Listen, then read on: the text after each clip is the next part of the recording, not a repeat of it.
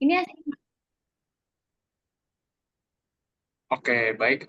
Selamat malam teman-teman semua. Kita di sini eh, ingin membahas mengenai suatu film yang berjudul Green Books. Jadi, Green Books itu adalah suatu film drama komedi Amerika yang dirilis pada tahun 2018 lalu, yang dimana disutradarai oleh Peter Farrelly. Film ini tuh didasari pada suatu kisah tentang persahabatan nyata antara seorang pianis Afrika Amerika bernama Dr. Don Shirley dan sopirnya yang berkulit putih itu bernama Tony Palegoyan. Nah, cerita ini tuh berlatar belakang pada tahun 1962 dan mengikuti perjalanan mereka melalui Deep South Amerika Serikat. Saat itu, Dr. Shirley melakukan tur musiknya. Karena ketegangan rasial pada masa itu, mereka menggunakan Green Books, sebuah buku panduan yang memberikan informasi tentang tempat-tempat yang aman bagi orang kulit hitam untuk menginap dan makan.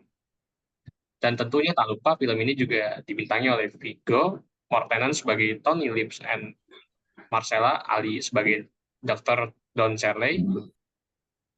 Dan tentunya di sini kita akan menganalisis bagian-bagian yang dimana dari mulai konflik, kenapa bisa terjadinya satu konflik, bagaimana mengatasi konflik, adakah rasisme, etnosentrisme, bahkan permasalahan gender hingga adakah terjadinya suatu culture. Baik, jadi yang pertama itu akan dijelaskan oleh Ucup Yusuf terkait sebab terjadinya suatu konflik.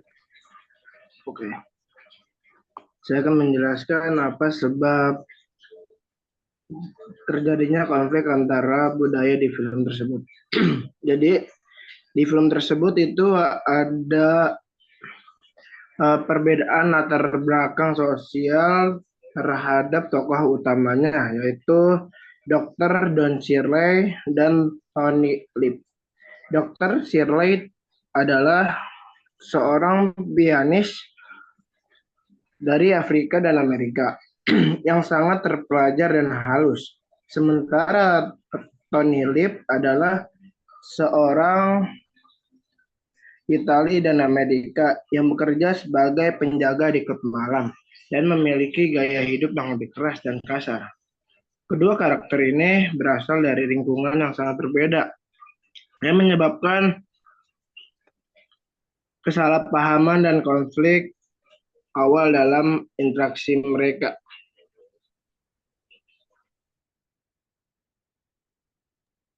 Oke, sebelumnya tadi mengenai suatu konflik ya terjadinya. Nah, dari konflik itu apakah bisa diatasi dan bagaimana cara mengatasi konflik tersebut melalui komunikasi antar budaya yang terjadi. Oke, jadi sebenarnya konflik tersebut ini pada film ini tuh bisa diatasi.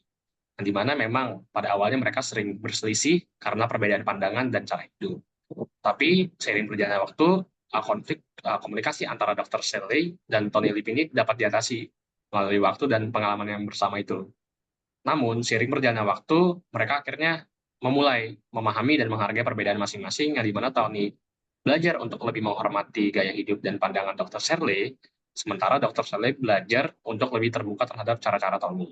Di sini terdapat ada tiga klasifikasi, yang dimana yang pertama itu ada adaptasi dan pemahaman. Tony belajar untuk menghormati kebiasaan dan ekspektasi dari Dr. Shirley. Contohnya seperti berpakaian rapi dan bertindak lebih sopan dalam series tertentu. Justru sebaliknya, Dr. Shirley mulai menghargai keterus-tegangan dan loyalitas pada Tony. Yang kedua itu ada pengalaman bersama. Melalui berbagai situasi yang sulit, uh, seperti ketika mereka dihadapkan pada persoalan rasisme atau masalah logistik perjalanan, mereka tuh belajar untuk bekerja sama dan saling mendukung. Contohnya kayak apa? Nah, contohnya itu seperti ketika Tony harus berhadapan dengan orang-orang yang rasis untuk melindungi Dr. Shedley. Dan yang terakhir itu adalah dialog terbuka. Mereka sering terlibat dalam percakapan mendalam yang membantu mereka untuk saling memahami perspektif dan latar belakang masing-masing. Ini terlihat dalam adegan-adegan yang dimana mereka itu berbicara tentang pengalaman hidup mereka dan pandangan mereka tentang dunia. Seperti itu.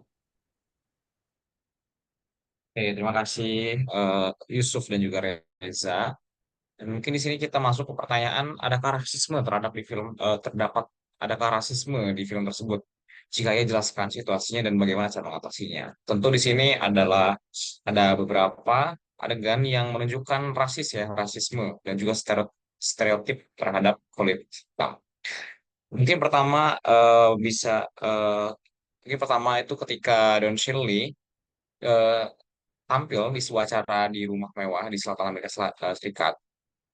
Ketika dia menjadi artis tamu yang diundang untuk tampil, dia dilarang menggunakan toilet di dalam rumah karena kebijakan rasis tuan rumah seperti itu. Sebaiknya dia hanya diperbolehkan menggunakan toilet yang kumuh dan tidak layak di luar rumah. Kebijakan ini mencerminkan diskriminasi rasial yang meluas di Amerika Serikat pada masa itu, di mana fasilitas yang layak hanya diperuntukkan bagi orang kulit putih. Dan akhirnya Don Shirley pun memilih untuk tidak menerima perlakuan diskriminatif ini. Sebagai bentuk protes dan untuk menjaga martabatnya, dia memutuskan untuk kembali ke hotelnya dan menggunakan toilet. Meskipun putusan ini menyebabkan penundaan pertunjukan, Shirley memilih untuk mempertahankan harga dirinya dan menolak untuk pada rasis yang merendahkan martabat sebagai manusia. Seperti itu. Lalu mungkin scene selanjutnya di sebuah toko pakaian ya insidennya, di mana Don Shirley ini eh, dia ingin membeli sebuah jas. Namun pemilik toko tersebut menolak untuk mencoba jas tersebut hanya karena Shirley berkulit hitam. Hal ini menunjukkan perlakuan diskriminatif dan prasangka rasial yang dihadapinya. Meskipun dia adalah seorang artis terkenal dan pelanggan yang sah pada saat itu ya. Maka Tony Lip, sopir dan asisten Shirley, merasa marah dan frustasi dengan perlakuan tidak adil ini. Namun dalam situasi ini, Tony memilih untuk tidak menggunakan kekerasan atau melakukan konfrontasi fisik. Sebagai gantinya, mereka memutuskan untuk meninggalkan toko tanpa membeli apapun. Meskipun mereka tidak dapat mengubah sikap pemilik toko, tindakan ini menunjukkan keteguhan mereka untuk tidak menerima perlakuan diskriminatif dan mempertahankan martabat mereka. Seperti itu. Lalu juga ada insiden di hotel ya, di mana Don Shirley ini tertangkap bersama seorang pria kulit putih dalam situasi yang bersifat intim di kolam renang. Polisi setempat yang dipengaruhi oleh prasangka rasial dan homofobia menangkap Shirley dan penangkapan ini mencerminkan diskriminasi ganda yang dialami oleh Shirley, yaitu sebagai pria kulit hitam dan karena orientasi seksual. Maka Tony Lip mencoba menggunakan cara diplomatis ya untuk mengatasi situasi ini. Dia melakukan suap dengan menawarkan uang kepada polisi sebagai bentuk apa untuk membebaskan Shirley seperti itu ya. Namun polisi menolak tawaran tersebut. Dalam situasi yang semakin sulit dan Shirley menggunakan haknya untuk melakukan satu panggilan telepon. Ia menelpon Jaksa Agung Robert F. Kennedy yang kemudian mengintervensi dan menekan pihak berwenang setempat untuk membebaskan Shirley dan temannya. Intervensi dari pejabat tinggi seperti Robert F. Kennedy menunjukkan bagaimana koneksi dan keberanian untuk menghubungi orang yang tepat dan membantu mengatasi diskriminasi dan ketidakadilan. Lalu juga ketika di sebuah bar dan Shirley dipukuli oleh sekelompok preman kulit putih. Serangan ini terjadi semata-mata karena warna kulit Shirley menunjukkan rasisme yang ekstrim dan kekerasan yang sering dihadapi oleh orang kulit hitam pada saat itu ya. Dan akhirnya Tony Lee pun datang untuk menyelamatkannya dengan berpura-pura membawa senjata ya, sehingga eh, apa namanya istilahnya dia menakut-nakuti para preman tersebut gitu kan, dan menghentikan kekerasannya seperti itu. Dan yang terakhir agak ironis juga, yaitu dilakukan oleh diskriminasi yang dilakukan oleh polisi, di mana ketika Tony Lip dan Don Shirley sedang dalam perjalanan di malam hari saat mereka dihentikan oleh polisi karena melanggar jam malam. Eh, dan ketegangan semakin meningkat ketika polisi mulai menghina Tony dengan sebutan setengah negro karena dia bergaul dengan Shirley yang berkulit hitam. Akhirnya Tony pun marah dan berkelahi dengan polisi tersebut. Gara-gara itu, akhirnya Tony dan Shirley ditangkap dan dibawa ke kantor polisi setempat. Eh, Saat di kantor, dan Shirley meminta hak untuk melakukan satu panggilan telepon, bukan untuk menghubungi pengacara justru. Yang dilakukan oleh Shirley malah menelpon jaksa agung, yaitu Robert F. Kennedy, yang merupakan kenalan Shirley seperti itu. Dan akhirnya mereka pun terbebas dari hukuman tersebut. Seperti itu kurang lebih. Oke, kita lanjut ke poin berikutnya tentang etnosentrisme yang ada di film The Green Book ini. Etnosentrisme terlihat dalam pandangan awal Tony terhadap Dr. Shirley dan orang-orang Afrika Amerika pada umumnya. Namun di sini Tony memiliki prasangka dan stereotip yang kuat terhadap orang kulit hitam, seperti yang terlihat ketika dia mengomentari makanan yang dimakan oleh orang kulit hitam atau gaya hidup mereka yang berbeda dengan orang yang berkulit putih. Namun sepanjang perjalanan, Tony belajar untuk melihat melampaui prasangka-prasangkanya dan menghargai nilai-nilai serta budaya dari Dr. Shirley.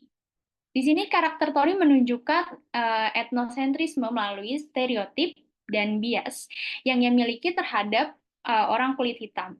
Ia awalnya enggan bekerja sama untuk orang kulit hitam dan memiliki prasangka yang buruk terhadap mereka, seperti ketika dia kaget bahwa Dr. Shirley tidak menyukai ayam goreng atau musik yang dianggap khas untuk orang berkulit hitam.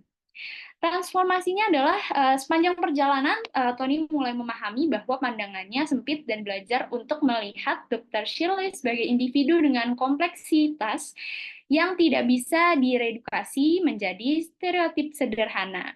Dan di sini ada karakter Dr. Donald Shirley, yaitu menunjukkan etnosentrisme melalui cara ia memandang orang kulit putih, yang memiliki pandangan yang kritis terhadap orang kulit putih yang tidak memahami budaya dan tradisi orang kulit hitam. Di sini juga ada kritik dari etnosentrisme itu sendiri. Dalam film The Green Book, dikritik karena dianggap memperkuat etnosentrisme dan stereotip rasial.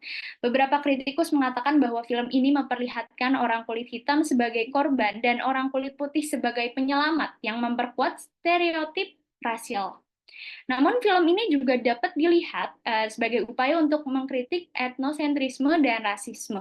Film ini juga menunjukkan bahwa etnosentrisme dan rasisme dapat menyebabkan kesalahpahaman dan konflik, dan bahkan bahwa kita harus berusaha untuk memahami dan menghargai perbedaan budaya dan identitas. Oke, kita lanjut ke nomor 5. Oke, di sini permasalahan gender di film tersebut. Dan kalau ada, kapan serta bagaimana. Jika kita lihat dari perspektif gender, dapat kita perhatikan ya bahwa peran perempuan dalam film ini tuh cukup terbatas. Terus karakter-karakter perempuan seperti Dolores, si istrinya Tony ini, sama beberapa karakter lainnya memiliki peran yang tidak terlalu menonjol dan lebih mendukung cerita utama yang berpusat pada hubungan antara Tony dan Dr. Don Shirley ini. Dan permasalahan gender ini tuh nggak menjadi fokus utama dalam film ini. Namun ada beberapa adegan yang menunjukkan pandangan tradisional tentang peran gender, terutama dalam konteks keluarga Italia, Amerika, Tony. Misalnya tuh kayak si Tony ini kan menunjukin sikap protektifnya ya terhadap istrinya dan kayak cenderung mengambil peran sebagai kepala keluarga yang dominan gitu. Nah, meskipun begitu, masalah gender ini tuh nggak terlalu digali sedalam isu-isu rasial dan budaya.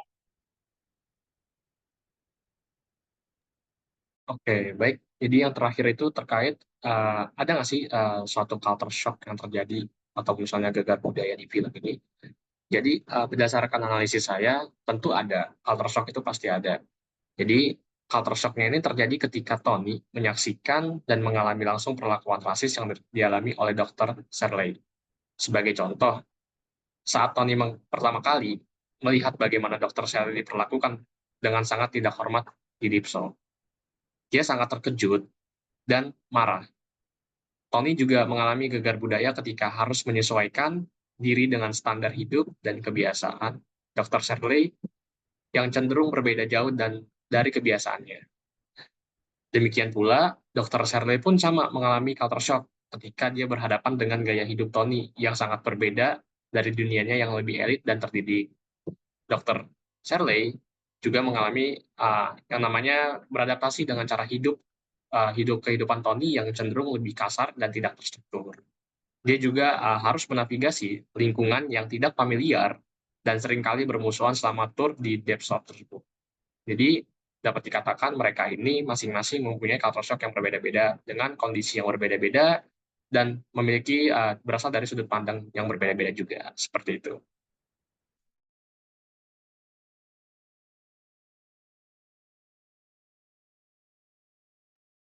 Oke, kesimpulan di sini dari the film The Green Book menunjukkan etnosentrisme melalui karakter dan plotnya. Namun di film ini juga dapat dilihat sebagai upaya untuk mengkritik bahwa etnosentrisme dan rasisme dalam film ini terus berusaha untuk memahami dan menghargai perbedaan budaya dan identitas antara orang berkulit hitam dan orang berkulit putih. Dan bahwa kita harus berjuang untuk menghilangkan etnosentrisme dan rasisme dalam masyarakat. Oke, baik. Sekian presentasi dari kelompok kami, analisis kelompok kami terkait film. Semoga apa yang didapatkan bermanfaat semua, teman-teman semua. Dan sekian, terima kasih.